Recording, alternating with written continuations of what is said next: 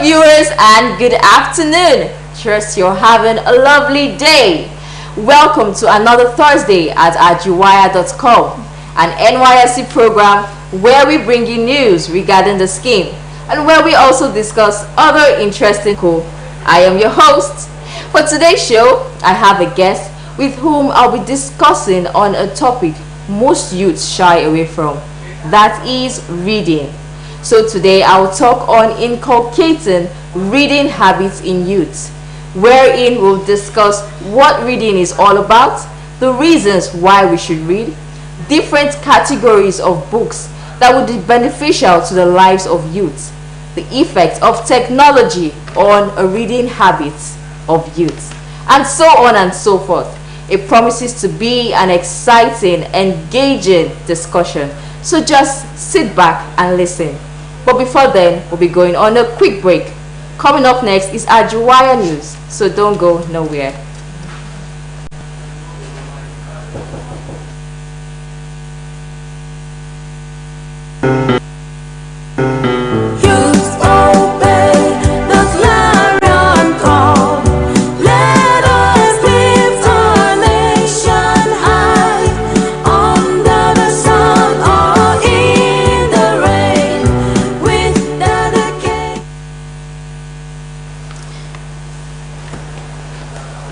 Good afternoon, viewers. You're listening to Ajiwaya News.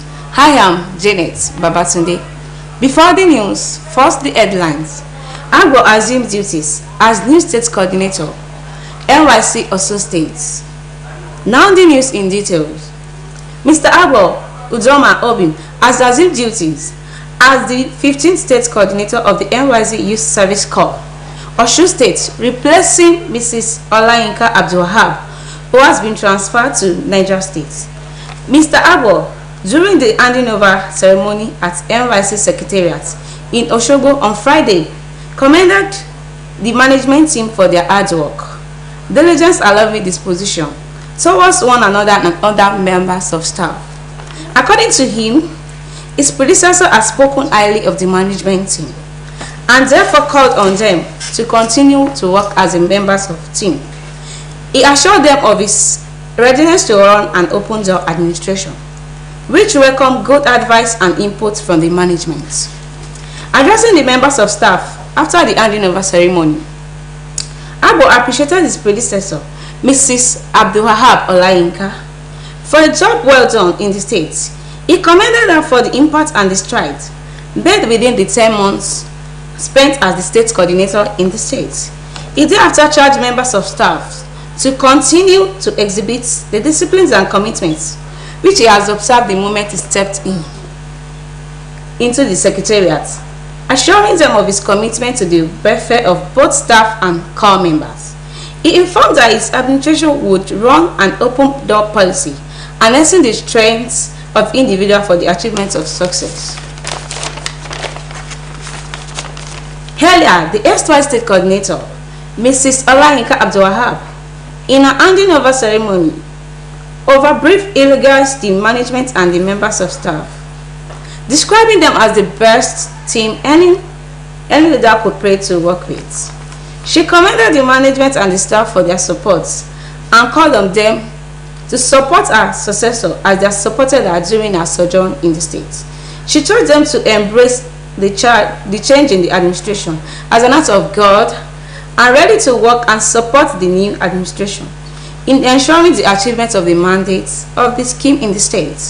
Mr. Agbo Udoma Obim hails from Cross River State and has BSc and MSc in Political Science and Public Administration from Cross River State University, now the University of Oyo and the University of Calabar, respectively.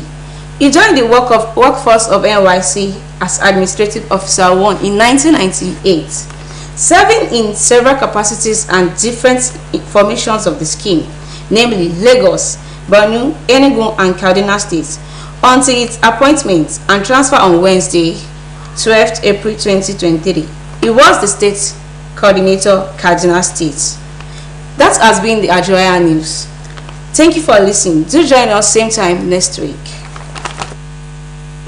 Obey the clarion call.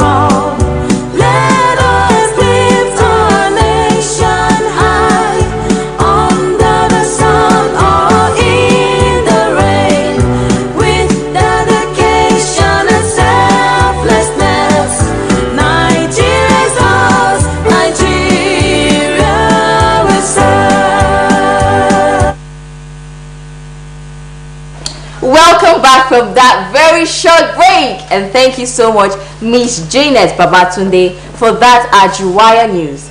As I said earlier, we'll be discussing on inculcating reading habits in youth. And as we all know, reading is the act of getting meaning from books.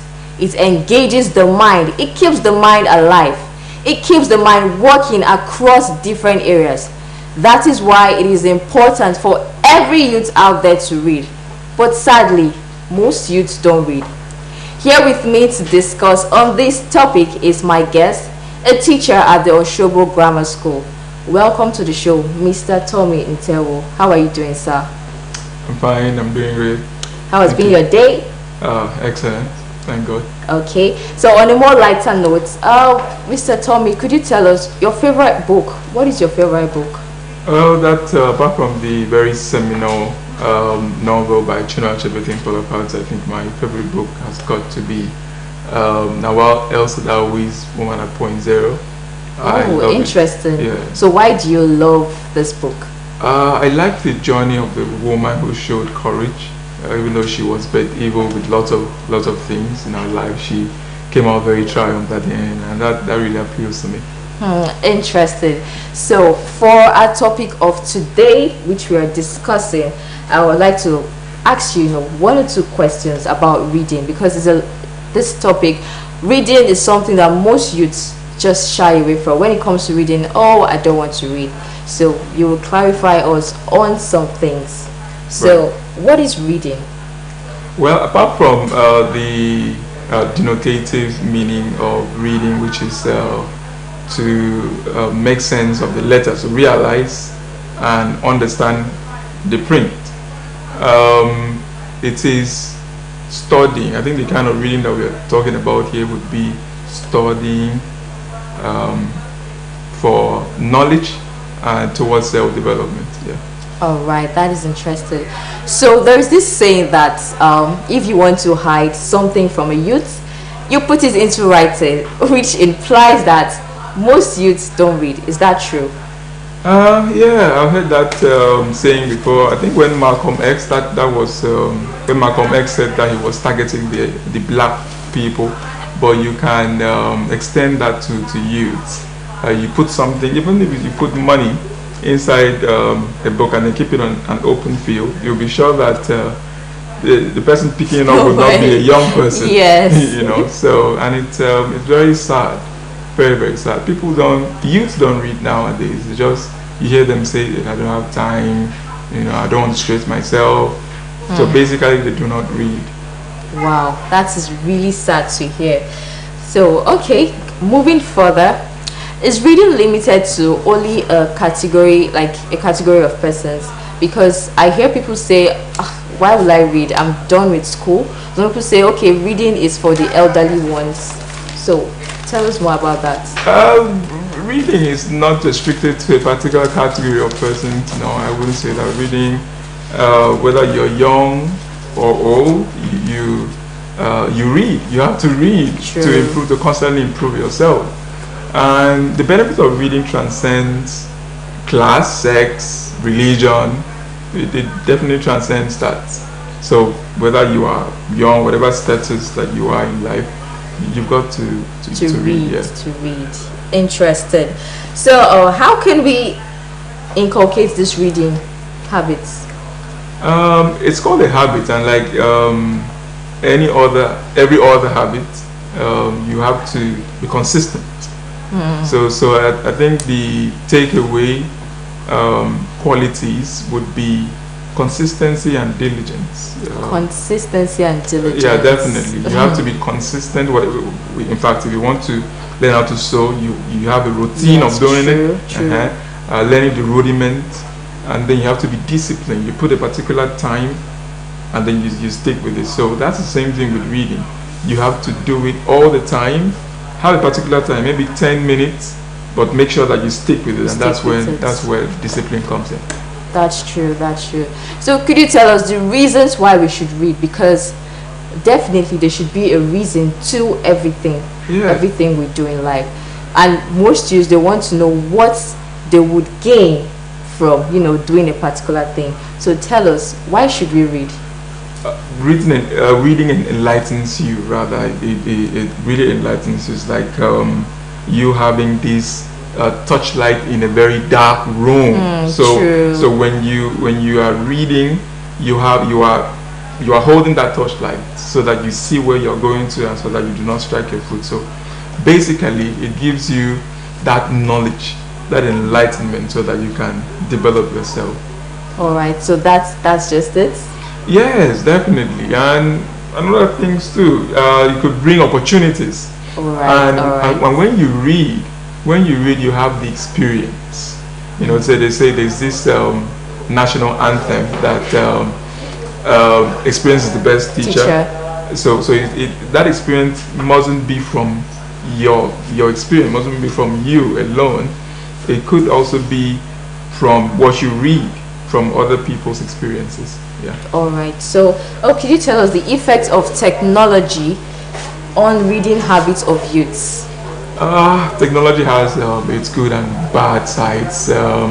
Positive side. Do you mean positive sides or negative sides? Yeah, positive and negative. Well, positively, for the want of time, let's concentrate on positive sides. Okay, positive side. Of course, the information that we have now, is made available because of the technology that we have in place, readily available compared to what we had back then. So it has made us to easily access information and knowledge, and that's very, very important. Okay, so finally, what is your advice to the teeming youths out there? One word from a conversation: read. Find time to read. It's very, very important. Not just for yourself, but for people around you, for your family, read for your husband, read for your wife. I mean, a reading husband or wife is a knowledgeable person. True. So you need that reading. And more like studying to show yourself approved. Absolutely. So it's very important. All right. Thank you so much for that very engaging discussion. It was wonderful having you on the show, Mr. Tommy. Thank you. Thank you so much once again, Mr. Tommy, for that very engaging discussion. It was educative, it was insightful. Wow. So reading is very important. Well, I think I need to dust my books and start reading again. Just like eating keeps the body alive, reading keeps the brain alive. The more you read, the more you learn new things. The more you travel places, the more you broaden your horizon and expand your knowledge. Reading indeed is very important. So I would advise or urge every youth out there to read. Please read at least one book one day. I want to say a very big thank you to the Osun State Broadcasting Corporation for this wonderful opportunity, and to the editorial team, thank you for this platform. I really do appreciate. And our well-esteemed viewers out there, without whom there will be no Ajiwaya. Thank you so much. I love you all. Until next time, I remain your host, Edidion Uko.